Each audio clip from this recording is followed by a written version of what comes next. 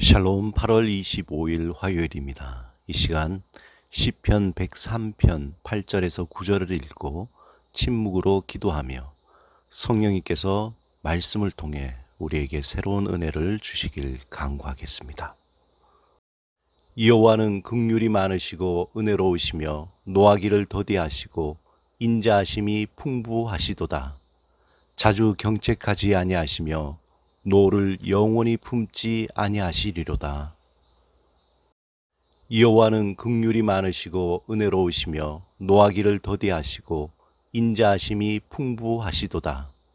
자주 경책하지 아니하시며 노를 영원히 품지 아니하시리로다. 여호와는 긍휼이 많으시고 은혜로우시며 노하기를 더디하시고 인자하심이 풍부하시도다. 자주 경책하지 아니하시며 노를 영원히 품지 아니하시리로다.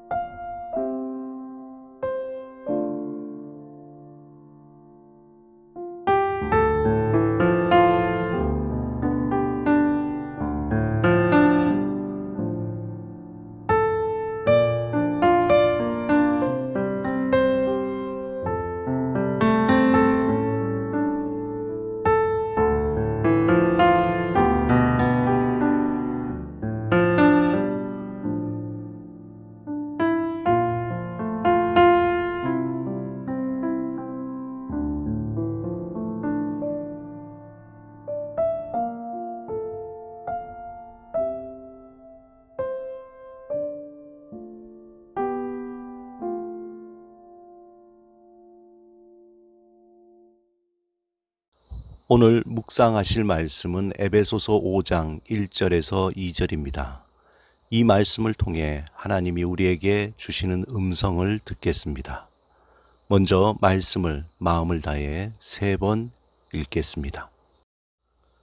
그러므로 사랑을 받는 자녀같이 너희는 하나님을 본받는 자가 되고 그리스도께서 너희를 사랑하신 것 같이 너희도 사랑 가운데서 행하라. 그는 우리를 위하여 자신을 버리사 향기로운 제물과 희생 제물로 하나님께 드리셨느니라. 그러므로 사랑을 받는 자녀같이 너희는 하나님을 본받는 자가 되고 그리스도께서 너희를 사랑하신 것 같이 너희도 사랑 가운데서 행하라.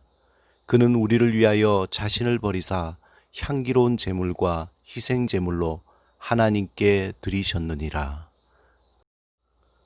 그러므로 사랑을 받는 자녀같이 너희는 하나님을 본받는 자가 되고 그리스도께서 너희를 사랑하신 것 같이 너희도 사랑 가운데서 행하라.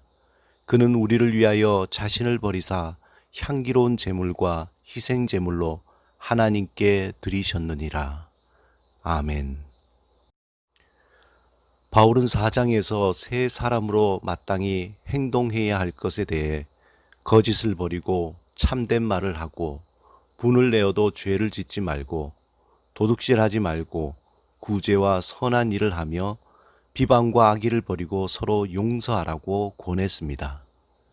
이제 바울은 결론적으로 5장에서 그리스도인이 마땅히 행해야 할 행동에 대해서 강하게 권면하고 있습니다. 특별히 바울은 1절에서 하나님을 본받는 자가 되라고 말씀하고 있습니다.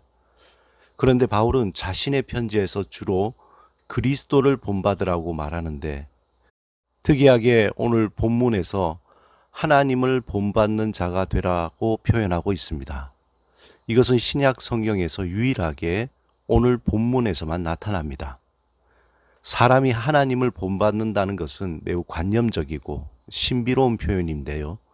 이 구절에서는 신비적인 형태로 형이상학적으로 말하는 것이 아니라 구체적으로 하나님께서 하신 일을 닮으라는 뜻입니다. 좀 더 구체적으로 말하자면 예수 그리스도 안에서 증명된 하나님의 구체적인 사랑을 본받으라는 것입니다. 그 사랑을 어떻게 본받으라는 것입니까? 본문 2절에 그리스도께서 우리를 사랑하신 것 같이 그 사랑 가운데서 행하라고 말씀합니다. 하나님은 우리를 위하여 그의 독생자를 향기로운 제물과 희생 제물로 주셨습니다. 특별히 깊이 묵상해야 할 것은 그 사랑 가운데서 행하라입니다. 이것은 우리가 하나님의 용서받은 자로서 하나님의 자녀로서 행할 이유와 동기 그리고 태도에 대해서 말씀하고 있는 것입니다. 제가 대학교 1학년 때 뭣도 모르고 클래식 기타 동아리에 들어갔었습니다. 그런데 1년이 되도록 하는 것이 기본 자세를 잡는 거였습니다. 처음에 꿈은 들어가서 멋진 연주를 할 줄 알았는데 1년 동안 계속해서 자세만 잡는 것입니다. 서울 모교에서 부교육자로 섬길 때 테니스를 배우게 되었습니다. 테니스 구력이 오래되신 장로님이 처음 배울 때 자세가 중요하다고 공도 못 치게 하고 계속 자세만 잡고 헛스윙만 연습하라는 것입니다. 그러다 자세가 조금 틀어지면 민망할 정도로 혼내주시며 자세를 교정해 주셨습니다. 우리가 무엇을 즉각 행하는 것도 참 중요합니다. 하지만 더 중요한 것은 동기와 태도의 문제입니다. 그리스도인답게 행동한다고 하면서 하나님의 사랑의 근거가 아닌 그저 그리스도인이기 때문에 행동하는 것은 또 다른 율법, 종교적인 틀에 얽매이게 됩니다. 이것이 우리에게 너무나 큰 짐이 되며 하나님을 본받는 그리스도의 장성한 분량으로 자라는데 큰 걸림돌이 됩니다. 믿음은 행동이 증명한다라는 책에서 저자인 쉐인 클레이본이 인도 마더 테레사가 섬기는 칼리 하트에서 봉사할 때에 마더 테레사가 이렇게 이야기했다고 합니다. 우리는 큰 일을 할 수 있습니다. 큰 사랑으로 작은 일을 하는 것이 바로 그것입니다.